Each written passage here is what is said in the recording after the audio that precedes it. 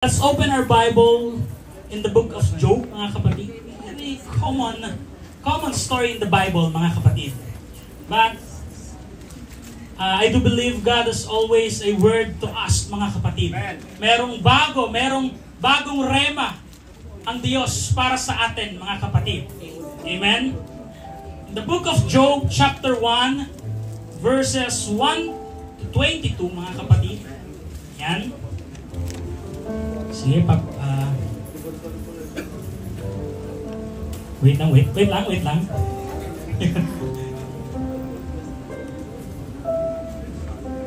Ano nangyari sa PowerPoint natin? Yan. So, reading from the verse 1, mga kapatid. Kaya ba? Magaling yan si Israel. Kaya ni Israel. Ilang beses na ako pinapahangan yan eh. Yan. Sige, so verse 1. This is the story of Job, mga kapatid. And ito yung buhay po ni Job, mga kapatid. Okay?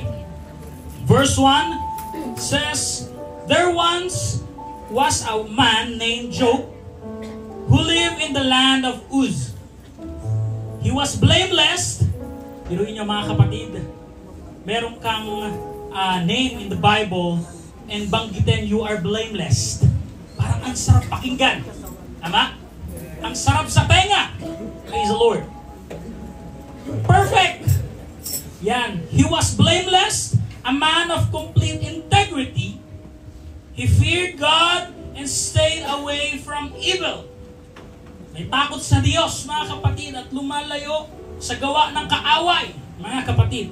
Verse 2, he had 7 sons and 3 daughters.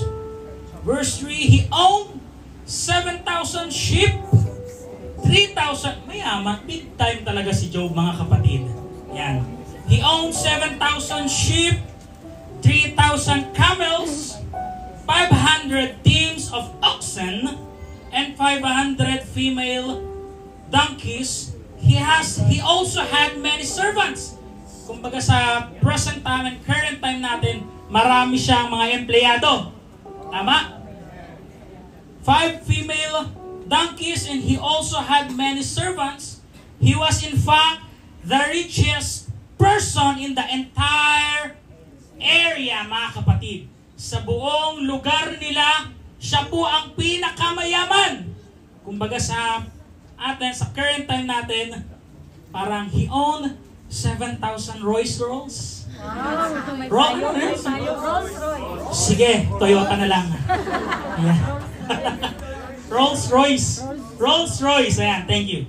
Rolls-Royce, 3,000 Rolls-Royce. Tapos, meron siyang 500 Bugatti, Bentley, mga kapatid. Yan, kumbaga sa present time natin, ano yung next slide dyan? Ay, sa atin lang yan, mga kapatid. Praise the Lord. So, he was the richest in the entire area. So, siya yung pinakamayaman, mga kapatid. And I do believe, lahat tayo dito, mga kapatid, gusto natin magkaroon ng hindi lang mayaman spiritually. Siyempre, pag meron kang hipokrito ka pag hindi mo kailangan ng pera ngayon. Hipokrito ka pag hindi ka nangangailangan ng pera ngayon, mga kapatid. Now, Job, mga kapatid, he was the richest person in the entire area. Praise the Lord. Verse 4, Job's sons would take turns preparing feasts in their homes. They would also invite their 3 sisters to celebrate with them. Verse 5, when this celebration ended, sometimes after several days, Job would purify his children. He would get up early in the morning and offer a burnt offering for each of them. For Job said to himself, perhaps my children have sinned and have cursed God in their hearts. This was Job's regular practice. Ito po, mga kapatid, ay regular nang ginagawa ni Job, mga kapatid. Ang magbigay at maghandog ng burnt offering sa ating Diyos, mga kapatid. Now, this is the Old Testament, mga kapatid. Hindi po pasok dito yung New Testament in the Bible. Okay? The Old Testament, more on sacrificial, more on law, ang nakalagay po sa Biblia. Tama? Praise God. Shall we say praise the Lord? Praise the Lord. Medyo mahaba to, but bibilisan natin. Verse 6, one day the members of heavenly court, this is NLT mga kapatid, New Living Translation, medyo mas pinababaw, came to present themselves before the Lord, and the accuser, Satan, came with them. Dumalo rin. Sumama mga kapatid. Meron talagang nagsisimba rin na demonyo mga kapatid. Meron rin talaga mga kapatid. Ayan. Verse 7, where have you come from? Tinanong ni Jesus. The Lord asked Satan. Sumagot, lumalaban, pumapalag. Satan answered the Lord, I have been patrolling the earth. Enforcer, parang si Kuya Roger. Ayan. Watching, buti na nag-resign daw siya. Watching everything that's going on, verse 8, then the Lord asked Satan, have you noticed my servant? Pinagmamalaki ng Diyos. Isipin nyo, come think of this mga kapatid. Pinagmamalaki ka pala ng Diyos tayo. When you are serving Jesus, pinagmamalaki tayo ng ating Diyos mga kapatid. Amen? Let's proceed. Have you noticed my servant Job? He is the finest man in all the earth. Hindi in all the city or in all the entire area. Hindi. In all the earth, mga kapatid, specifically. He is blameless. Wow, he is blameless. A man of complete integrity. He fears God and stay away from evil. Verse 9, Satan replied the Lord, yes, but Job has good reason to fear God. Ito naman, my point si Satan.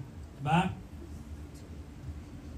But Job has good reason to fear God. You have always put a wall of protection around him and his home and his property. You have made him prosper in everything he does. Look how rich he is. Hanggang 11 muna tayo mga kapatid. But reach out and take away everything he has and he will surely curse you to your face. Sinabi ni Satan kay Jesus, mga kapatid. Now put your Bibles down mga kapatid and let's pray.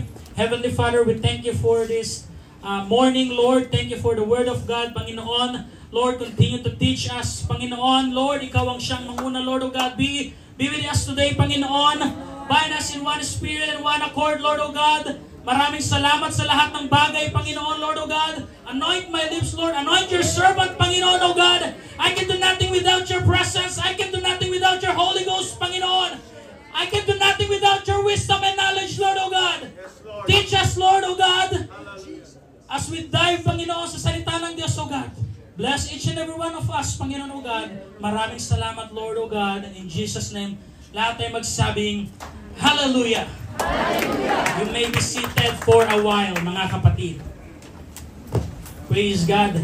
Now, napapansin namin, mga kapatid, sa likod, namin nila, Minister Asil, masikip na talaga tayo, mga kapatid. Sobrang sikip na natin. But, that's a good problem, mga kapatid. Mas lalo tayong nag-grow pala. Mas lalo tayong dumarami sa simbahan, mga kapatid. Amen? Now, verse 11, verse 12, brother. All right, you may test him. Pinayagan po ng ating Diyos. Si Satan. Sige, subukan mo. Anak ko yan eh. Anak ko yan. Akin yan. The Lord said to Satan, do whatever you want with everything he possesses. But don't harm him physically. Huwag mo siyang sasaktan. Physically, mga kapatid. Huwag mo siyang pagbuhatan ng kamay. Okay? So Satan left the Lord's presence.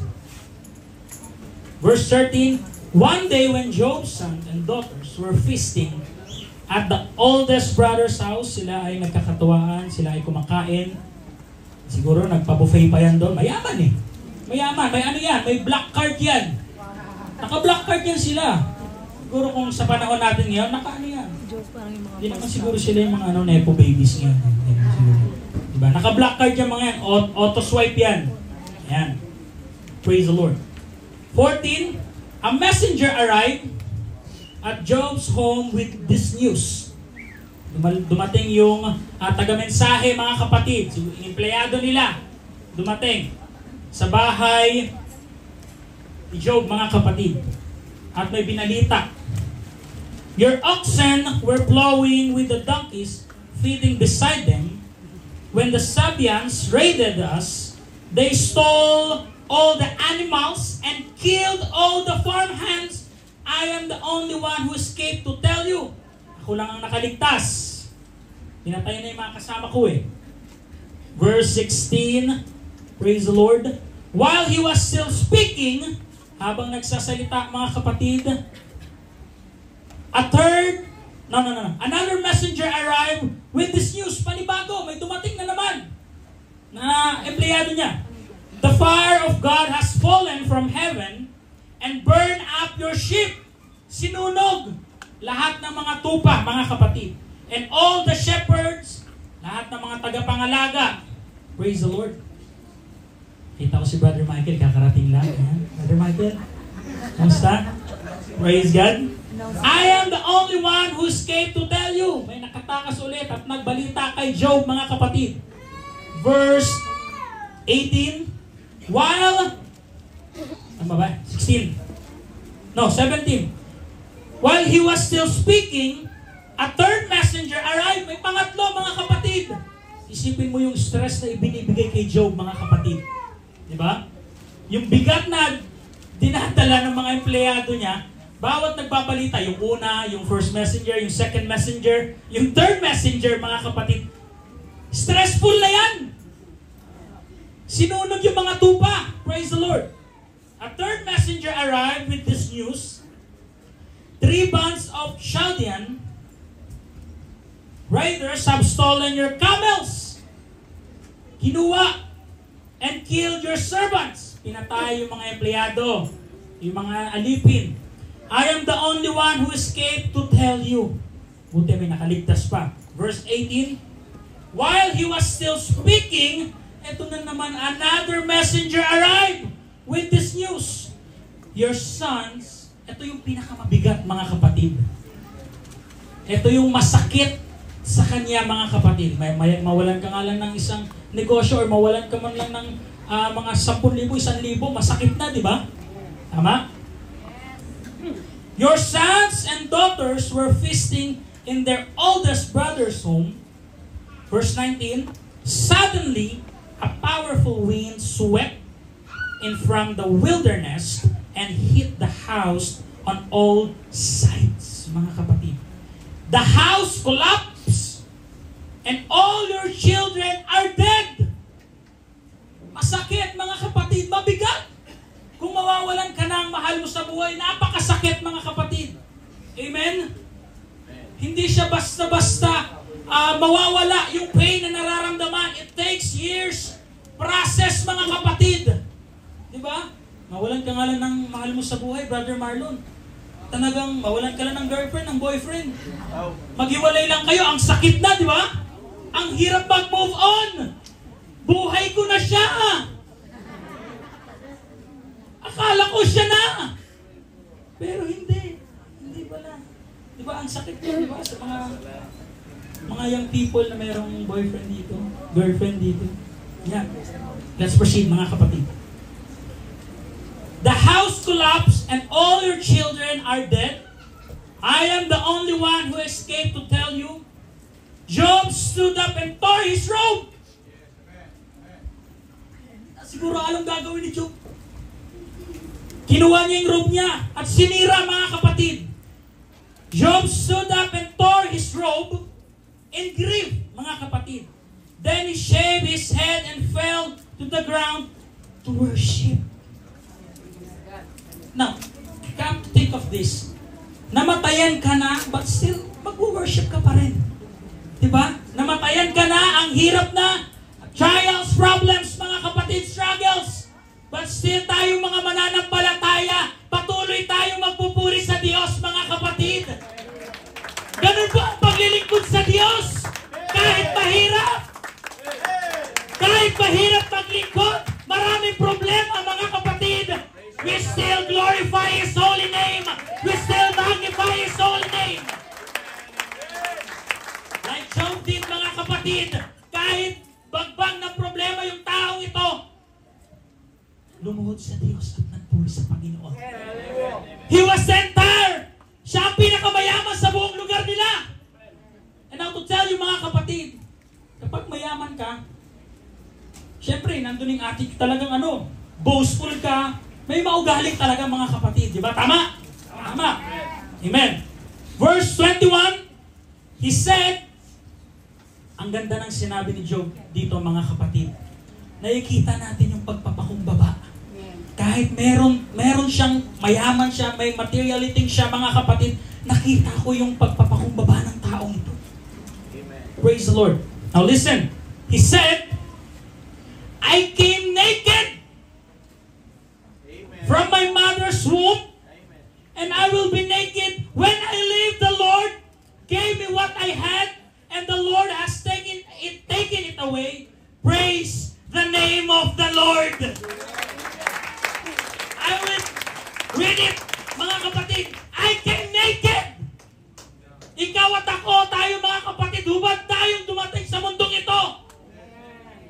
From my mother's womb, and I will be naked when I leave. The Lord gave me what I had, and the Lord has taken it away. Praise the name of the Lord.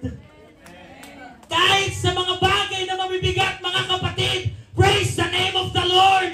Struggles financially, praise the name of the Lord. Struggle physically, praise the name of the Lord.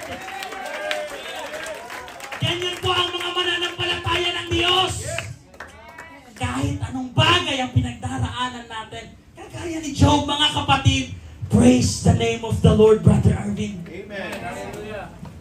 Hallelujah. Shall we clap our hands to the Lord?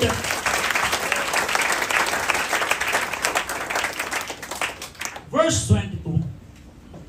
In all of this, Job did not sin by blaming God.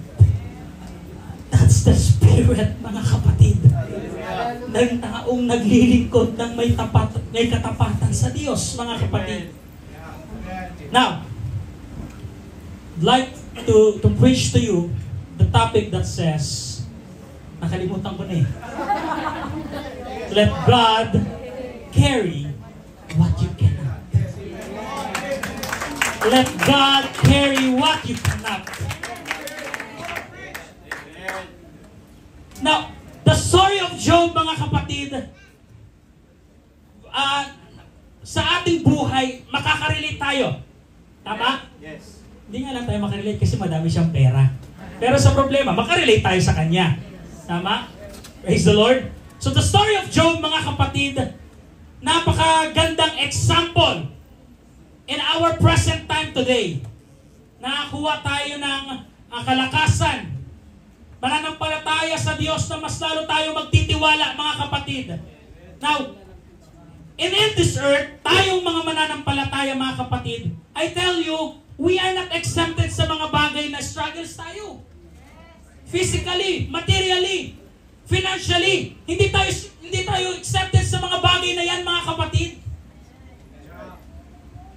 Kagaya ni Job, though kaya niyang magpagamot sa St. Luke's, sa Asian Hospital, mga kapatid, hindi pupunta ng Osmond yan, aray ko.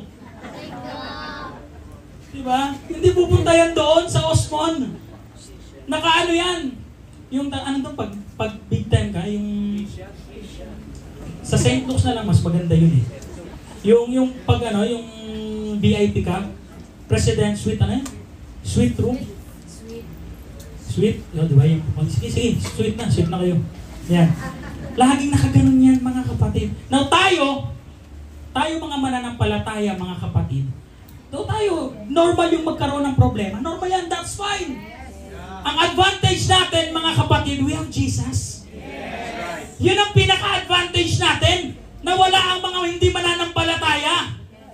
Tayo mga believer na naniniwala sa Diyos, mga kapatid, we have an advantage na kahit meron kang pinagdaraan na struggle ka, mga kapatid, that's fine. We have Jesus in our lives. That no matter what happen, na kahit anong mangyari ang Diyos, kaya kang saklolohan. mangyayari. Kaya ibigay ng Diyos yung needs natin. Shall we clap our hands to the Lord? Verse 1 chapter 2, mga kapatid. One day ng Job, one day the members of heavenly court came again, pangalawang araw, came again to present themselves before the Lord. And accuser Satan, ayan na naman si Satanas, came with them. Where have you come from? Sinabi ulit ng Diyos kay Satan. Satan answered the Lord, I have been patrolling the earth. Talagang nagmamasid yung gawa ng mga kaaway. Parang ano yan mga kapatid kapag merong butas na maliit, papasok yan. Kapag tayo mga mananampalataya, nakitaan ka ng demonyo, ng gawa ng kaaway na may butas yan, nagda-doubt ka na sa Diyos, automatic, papasok ka agad ang gawa ng kaaway yan. I do believe in that, mga kapatid. Kaya dapat lagi tayo bakod ng presensya ng banal na Espiritu ng Diyos. Kaya pag yung pastor natin magpapalapit dito, takbo ka kagad dito. Kapag ang mga leaders, mga kapatid, si Pastor Judah dito, punta kayo sa altar, lapit kayo kagad, mga kapatid. Yes, amen. We are living in a perilous time. Malapit na bumalik si Jesus, mga kapatid. Sobrang lapit na ng Diyos. Amen, amen. 1970s, 60s, di ba naririnig na ni Mama San, yung malapit na bumalik ang Diyos. How much more ngayon? 2025 na. Mas malapit nang bumalik ang Diyos, mga kapatid. Yung mga prophecy na didinig na natin, nangyayari na. Napufulfilled na. Unti-unti yung mga prophecy in the Bible. Praise the Lord. Shall we say praise the Lord? Praise the Lord. Then the Lord asked Satan, have you noticed my servant? Job, he is the finest man. Isipin mo, sinabihan ka ng Diyos. He is the finest man. Diba? Isipin mo, sabihan ka niyan, Brother Kirby. Ang Diyos. Sabihin sa Diyos, have you noticed my servant? Kirby? Diba? Bagay ba, Kirby? Matthew na lang, ayan. Gusto ko si Matthew, ayan. Have you noticed my servant? Matthew? The tax collector? Now, have you noticed my servant? Job? He is the finest man in all the earth. Ang ganda. Hindi sinabi in Muntinlupa City. Hindi sinabi in Quezon City. Hindi sinabing Batangas City. In all the earth, mga kapatid. He is blameless. Walang kapintasan. A man of complete integrity. He fears God. May takot sa Diyos itong taong ito. Though mayaman, may kaya sa buhay, naglilingkod ng may katapatan sa Panginoon, mayroong takot sa Diyos, mga kapatid. Amen? Shall we say, praise the Lord? Praise the Lord. He fears God and stays away from evil. And he has maintained his integrity even though you urge me to harm him without cost. Satan replied to the Lord, skin for skin, a man will give up everything he has to save his life, but reach out and take away his health, and he will surely, sabi ni Satan to, mga kapatid, kay Jesus, surely curse you to your face. Harap-harapan.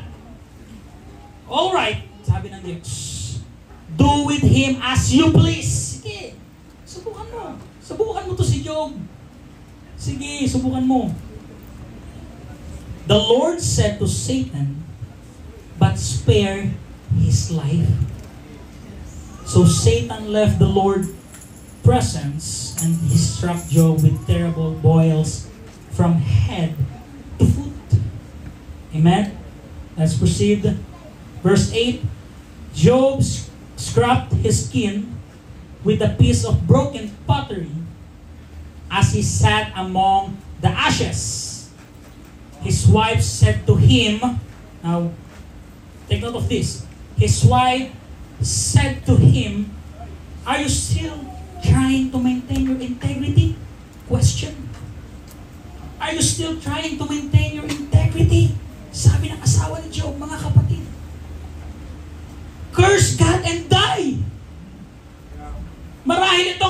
asawa ni Job, mga kapatid, ay mababa ang pananampalataya sa Diyos. Now, alam nyo, naalala ko yung sinabi ni Sister Asa, mga kapatid. Sabi ni Sister Asa, may dumayo doon sa kanila sa bahay nila na talagang nagdadala ng discouragement. Discouraged na nga yung mama, si Brother Arvin. Ano sabi ni Sister Asa? Umalis kayo kung wala kayong magandang sasabihin dito, ha? Dapat gano'n ang ginawa, mga kapatid, ng asawa ni Job. Diba?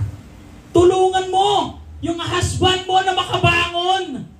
Siguro mababa ang pananampalataya na depressed na rin, nagkaroon ng struggles. Totoo, struggles yung pinagdaanan nila mag-asawa, mga kapatid. Shall we say praise the Lord? Let's proceed.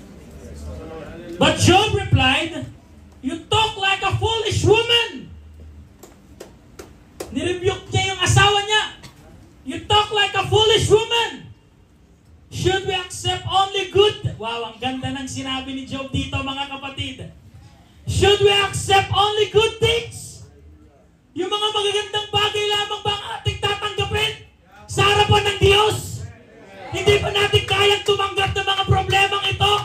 Now I want you to know, mga kapatid, let God carry what you cannot. Let God carry your struggles. Let God carry you.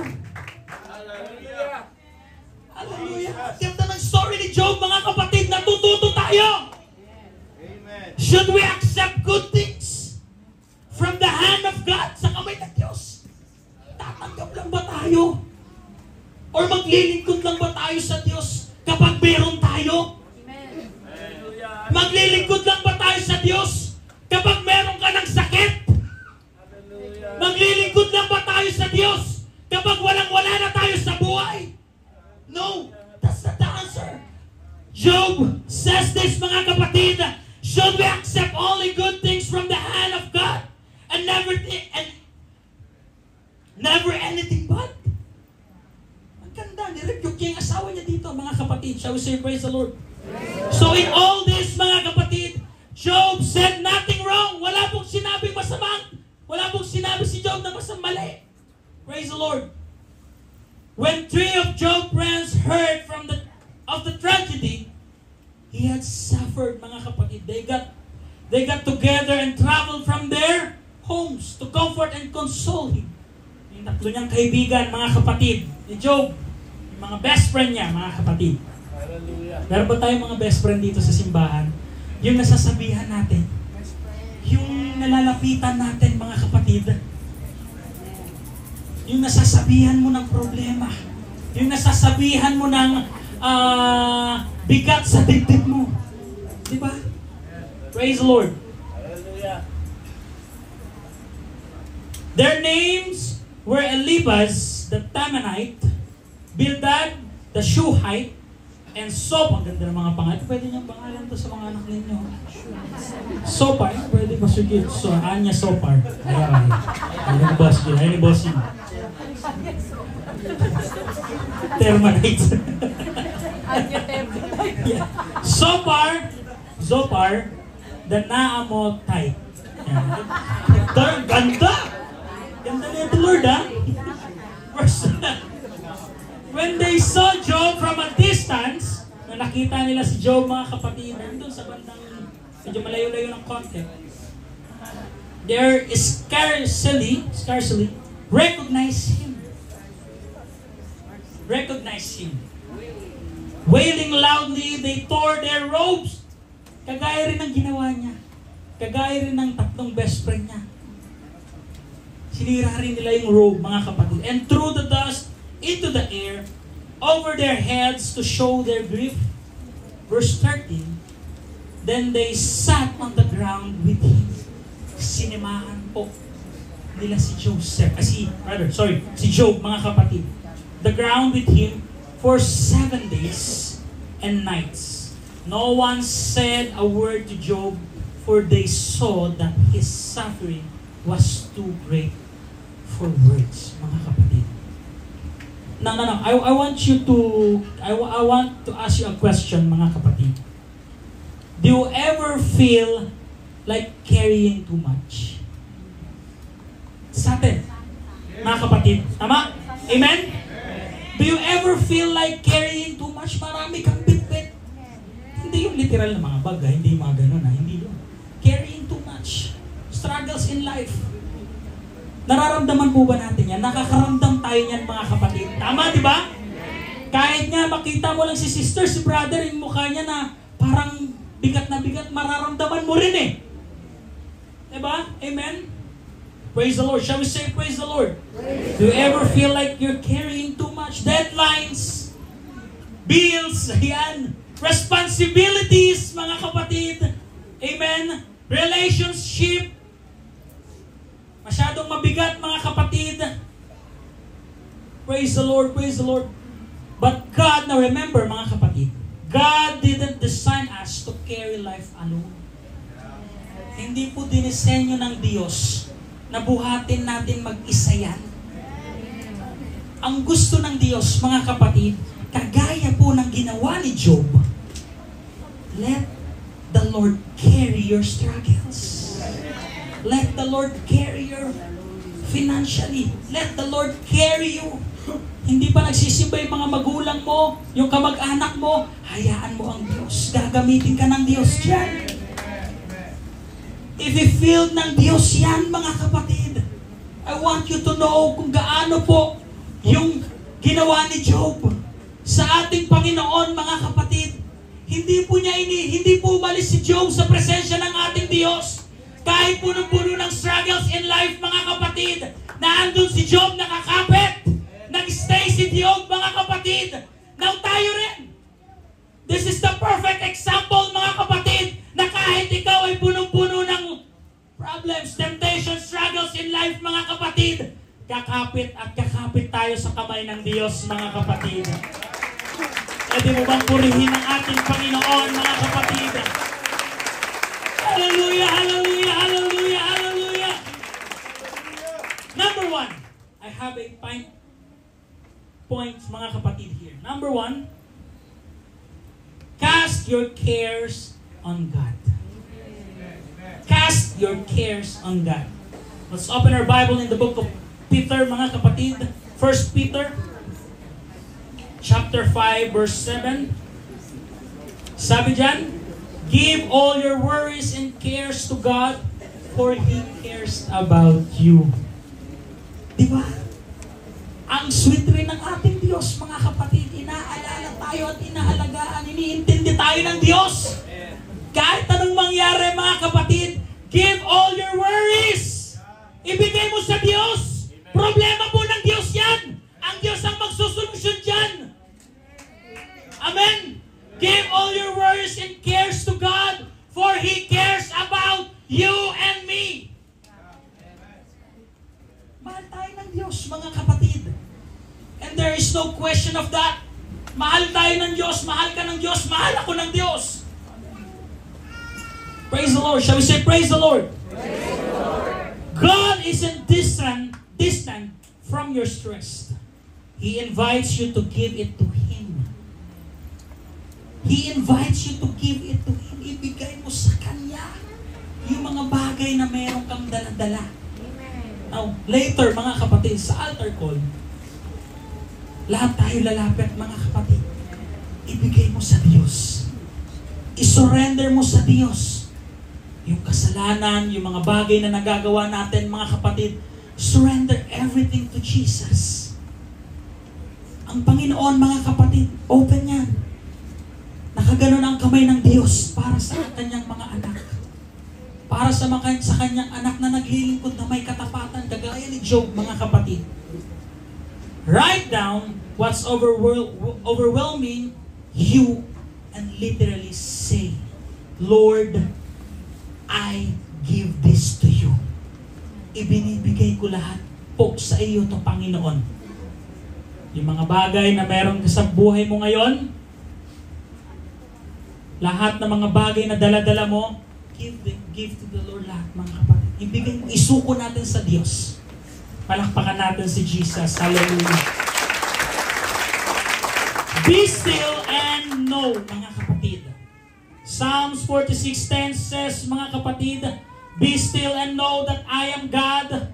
I will be honored by every nation. I will be honored throughout the world.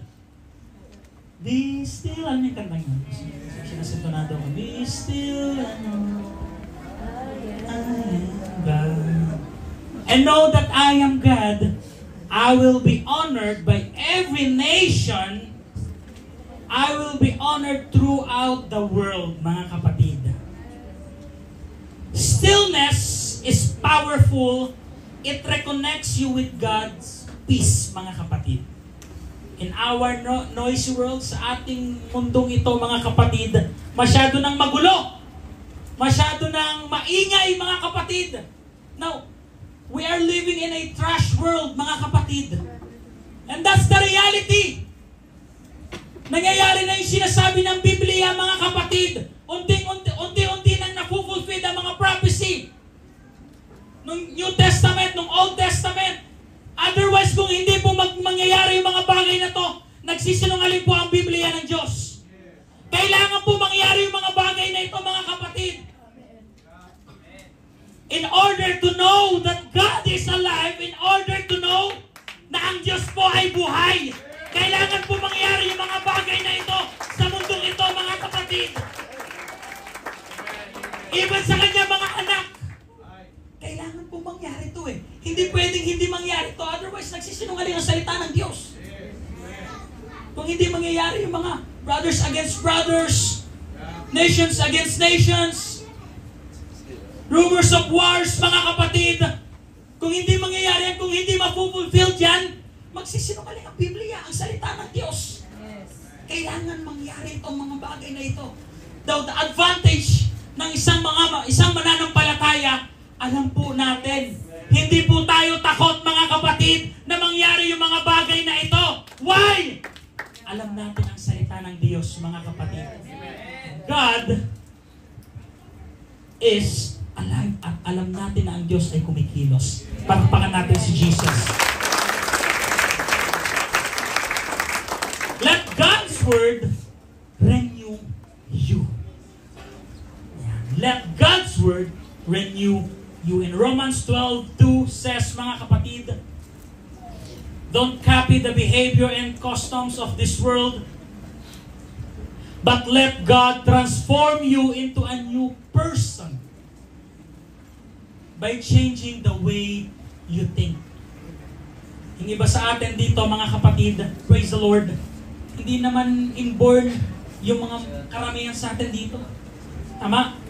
Yung iba dito, bago makakilala sa Diyos, nag-a-addict. Dinedemo pa nga sa amin ni Last ni Kuya Arvin yan kung paano. Professional talaga. Professional talaga. Professional talaga. Sample mo na. Ganun po. Alam na alam talaga, mga kapatid, di ba? So, individually, lahat tayo dito, mga kapatid, may kanya-kanya tayong mga pinagdaraanan. May mga kanya-kanya tayong struggles in life, and that's fine. Sabi ko nga, huwag mong sarilihin yung mga bagay na yan. Huwag mong kimkimin ng mag-isa yung mga bagay na meron ka ngayon. I-surrender mo sa Diyos lahat yan, mga kapatid. Kaya nga meron tayong Sunday service. Sabi kanina Sunday school, Lord, ito na nga lang yung pahinga ko, Sunday na nga lang, kukunin mo pa sa akin. Now, sa mga mananampalataya, sa ating mga believer, mga kapatid, ito po yung pahinga natin. Yung salita po ng Diyos. Yung salita po ng Diyos, yung pahinga natin, mga kapatid. Praise the Lord. I want you to give a very, very good illustration, mga kapatid. Hindi ko tawagin si... Tuturo si Marlon. Si Marlon na lang, ayan. Si Marlon, tsaka si Ismael, ayan. Sige, lapit kayo dito. Ito, mga pogi itong mga to eh. Yan. Kunin niyo yung yan, yung tatlong yan. Kanino yung malaki, kanino yung maliit. Ayan. Harap kayo sa kanila. Pakita niyo mga mukha niyo. Ayan. Pukpok ko sa ulo ni Marlon. Hindi. Subukan yung, ikaw muna, Brother Ismael. Limang ganun. 1, 2, 3, 4, 5. Sa kabila. 1, 2, 3, 4, 5. Ayan, dyan ka lang. Ikaw naman, Brother Marlon. Dalawa. Magaan ba ito? Yan ang hirap sa'yo. Hinili mo talaga. Magaan nga. Ito. Isa. Buhatin mo ito yung isa. Dito. Yan, o. Gawin mong 50. Illustration nga. 3, 4, 5, 6, 7. Illustration nga. Tuloy mo lang. 7, 8, 9, 10, 11, 12, 13, 14, 15, 16, 17. Kunin mo yung dalawa. Sabay kayo. Sige, sabay kayo. 18. Ayan, sige. Tuloy-tuloy lang. Sige, tuloy-tuloy lang. Yan, again. 1, 2. Ulitan na. 3, 5, 6, 7, 8, 9, 8, 7, 10, 12, 15, 19, 30. Yan. Yan, okay na. Sige. Kasi pupok mo sa ulo niya. Yan. Now, nakita niyo mga kapatid, akin na yung malaki, Brother Ishmael. Bigat kasi nito, Kuya Jeff. Thank you, Kuya Jeff, ha. Nag-effort pa si Kuya Jeff para dito, mga kapatid. Now, the more you carry this dumbbell, mga kapatid, sa unang 5, binubuhat mo, magaan. Tama? 1, 2, 3, 4, 5, 6. Habang tumatagal yung mga bagay na ito, mga kapatid, mas lalong sumasakit sa kamay. Tama? Sa nag-gym dito, Brother Jimson, no? Mas question. Nag-gym pa ba ito siya, Jimson? Yeah? The more na tumatagal po itong mga bagay na ito, itong pag-gym na ganito, mas lalo pong bumibigat. Tama? Now, I want you to know, mga kapatid, the more you carry your struggles alone, mas lalo pong bumibigat yan. The more you carry your struggles alone, mga kapatid, mas lalong pumapasok yung gawa ng kaaway dyan. The more you carry your struggles alone, the more you carry your failure alone, mga kapatid, the more you carry your flaws alone, mas lalong bumibigat yan sa ating dibdib. Now, I want you to know, mga kapatid, let God carry your problems. Let God carry your struggles. Come on, somebody shout, hallelujah, hallelujah. Let God carry your carrying. Let God carry your burden. Let God carry your struggles. Let God carry your failure in life. Let God carry your temptations in life. Let God carry your flaws. Let God carry your emotions, mga kapatid. The more na tumatagal yung burden sa ating puso, mga kapatid, mas lalo pong bumibigat yan. And good thing, mga kapatid, si Job, hindi niya po pinahintulutan mangyari sa buhay niya yun. Hinayaan niyang buhatin siya ng ating Diyos, mga kapatid. Hinayaan niyang susunod siya sa Diyos kung anong plano ng Panginoon sa buhay ni Job, mga kapatid. Now, I want you to know, mga kapatid, in this world, we are not alone. Hindi po ako nag-iisa at hindi ka po nag-iisa. You have battles individually, mga kapatid, in life. You are not alone. You are not forgotten. You are not defeated. You are not failure, mga kapatid. You are going to make it. You are going to be successful in life, mga kapatid. All you need to do, let the Lord carry you. Let God carry what you are carrying today, mga kapatid. Hayaan niyo pong buhatin ng Diyos ang mga dala-dala po natin sa umagang ito. Hayaan po natin ang Diyos na siya ang kakausap sa bawat isa.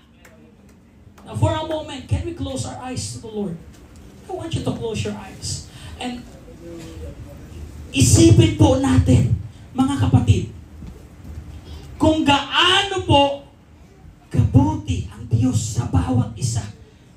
Individually, mga kapatid. Hindi lang po sa pastor mabuti ang Diyos, hindi lang po sa ministers, sa mga elders, sa mga church leaders, mabuti ang Diyos, mga kapatid. Mabuti ang Diyos sa lahat, mga kapatid. Even kahit nakakagawa tayo ng mga hindi bagay na nararapat sa Diyos, but still God is still good, mga kapatid. Still ang Diyos, mga kapatid, ay kayang-kaya kang hawakan, kayang-kaya kang iangat sa sitwasyon mong lugmok na lugmok. Now, this is the perfect time, mga kapatid, na ikaw ay magsusurrender sa Diyos, mga kapatid. Surrender everything to the Lord. Don't let your fire die. While you are still na kaya pang magpuri, habang hindi pa po namamatay yung apoy, yung alab sa ating puso, mga kapatid. Don't let your fire die! Don't let your faith die, mga kapatid! Malapit nang babalik ang Diyos. Ang kailangan natin ay magsumamo, mas lalong kumapit sa ating Diyos, mga kapatid. Now, hindi po ako magtatagal, mga kapatid, sa pangangaral. I know the Lord is here this morning, mga kapatid. Naririto po ang Diyos. Ang kailangan mo lang gawin ay lumapit sa Kanya, mga kapatid. Ang kailangan mo lang gawin ay kumapit sa Kanya, mga kapatid. Kagaya po ng ginawa ni Job. Hindi po pinahintulutan ni Job na manaig ang gawa ng kaaway sa kanyang buhay. In fact, mga kapatid, pinabitbit niya sa Diyos yung kanyang daladalang mga bagay. Pinabitbit ni Job yung mga bagay na mabibigat sa kanyang buhay. Namatayan siya, mga kapatid, na wala ng negosyo. Lahat, mahal sa buhay. Ng mga empleyado, ng mga servant, mga kapatid. Lahat na wala. But still Job is still a blameless man. He maintains the integrity, mga kapatid. Now, I want you to know, ganun rin tayo sa umagang ito. Patuloy tayong maglilingkod sa Diyos kahit anong mangyari sa buhay natin. Patuloy tayong maglilingkod wholeheartedly sa ating Diyos, mga kapatid.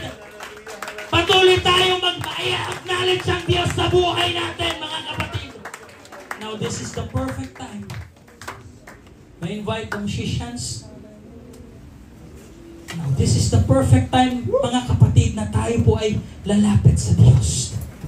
Shall we all stand, mga kapatid?